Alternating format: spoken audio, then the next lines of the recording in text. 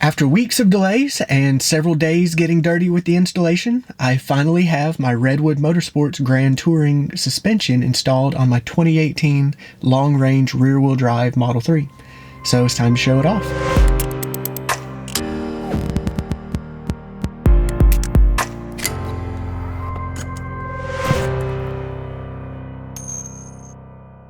If you haven't been following along with why I'm doing this, before we bought the Model 3, we had a Lexus.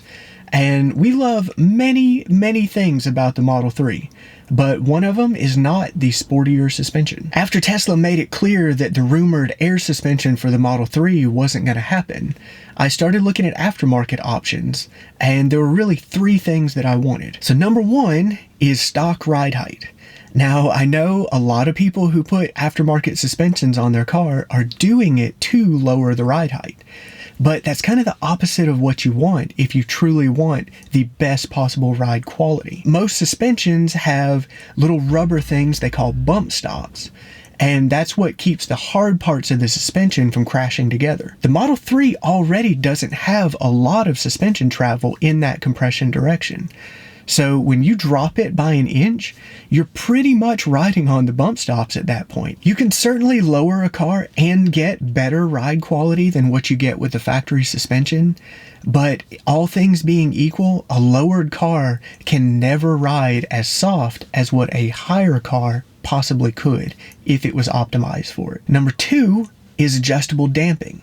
Now, that is an adjustment in the shock that controls how quickly a spring can compress or decompress. The two kind of work together. I really want it to be adjustable so that way I can control my best fit for handling versus softness. Number three is a softer ride. Now, the Redwood springs are actually pretty close to the same spring rates as what the factory springs are, but they're much higher quality and they have very different bump stops. And those things kind of go together and make for an overall softer, effective spring rate. So with those three things in mind, I started talking to some big name suspension companies. And everybody pretty much told me what I want doesn't exist and they're not interested in making it because nobody's going to buy it. I did get one company to modify a stock suspension that I got off of eBay, but that ended up being pretty expensive and pretty disappointing. Mountain Pass did eventually come out with their Comfort non-adjustable and eventually Comfort adjustable suspensions, but both of those are designed to drop your ride height by about an inch.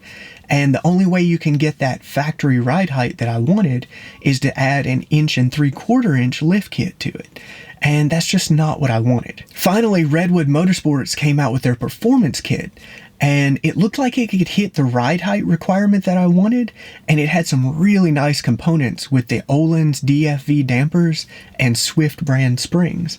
So I started talking to them about possibly making the Grand Touring kit, and they decided to do it. And so here we are. So for installation, I did it all myself with the help of a friend, and it was honestly a good bit more work than either of us expected it would be. The main thing that took so long was the ride height adjustments. We started with Redwood's recommended settings, and it got us in the ballpark. But when you adjust one corner, it affects other corners, and it just ends up being a lot of iterations of going around the car until you get every corner exactly where you want it. But I learned a ton. I got some new tools, and I could really do it again much quicker. So for adjustments, once it's installed, you have one adjustment knob on each damper, and that controls both compression and rebound together. On the fronts, it's on the top, right about here, and you can get to them by removing this panel. They do have extended adjusters available if you want to make them more accessible, but I don't anticipate changing them that often, so I passed. On the rears, the knob's at the bottom of the damper behind a cloth sleeve. It's a little tricky, but you can reach it from behind the car, even with the tires on. As for the ride quality, the first thing that I noticed immediately was a difference in the feel of the steering wheel. It's not like you're all of a sudden driving on a glass road. You can still very much feel the road, but it just takes that hard edge off of pretty much everything. Even with the damper settings at like 2/3 of the way soft, so like 24 out of 32 clicks, I could feel a big difference.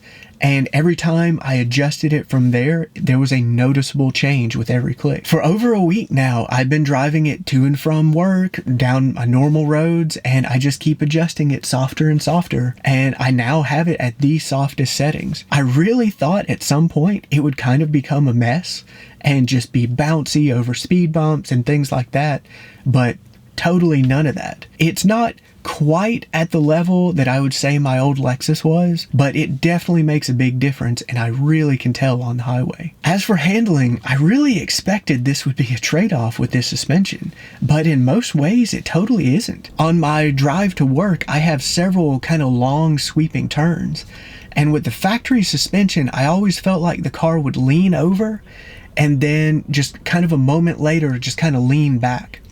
And I think that was probably it coming down onto those bump stops. But all of that is totally gone now. I don't really feel like the car is leaning over much more than it did before. And it's a nice, stable lean over and smooth lean back. So it's really an improvement. The only thing I could see is on these softest settings anyway, the car is very quick to lean over when you turn. So it's definitely not going to win any slalom competitions on those softest settings, but that's why they're adjustable. You could probably adjust it in like the 20 range, and it's probably faster and better handling than stock ever was. Another thing I kind of expected was like speed bumps. On these softest settings, I really expected it would be kind of bouncy, but again, it's totally not. When I go over a speed bump, you get the up, the down, the back up again, and that's it.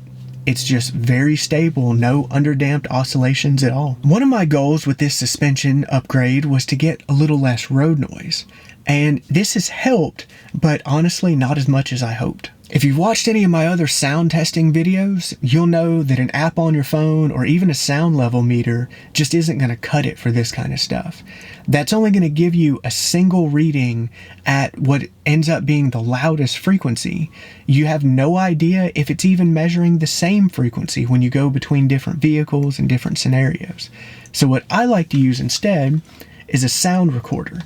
So I went out for a drive before I did the suspension and then after, and I have those sound clips that I can run through some frequency response analysis and make some pretty graphs. That also lets us use those sound clips back to back.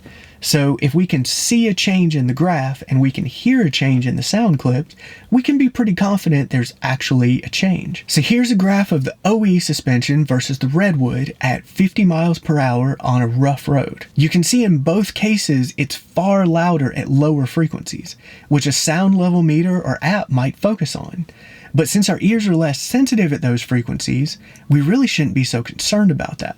I'm much more interested in the 1000 to 5000 hertz range, where our hearing is most sensitive and where road noise gets most annoying. So the red plot for Redwood is definitely a bit below the blue, but it's hard to really tell just how much, so I'll subtract one from the other so we can zoom into it. In this graph, the factory plot is subtracted from the Redwood plot, so anything below 0 means the Redwood is quieter. I also added a dark blue average trend line to make it a little easier to follow the trend. Overall, I'd say the graph is pretty well less than 0, especially in that critical 1000 to 5000 hertz band. I'd call it about 2 decibels lower on average, so you can hear for yourself. Here's what they sound like.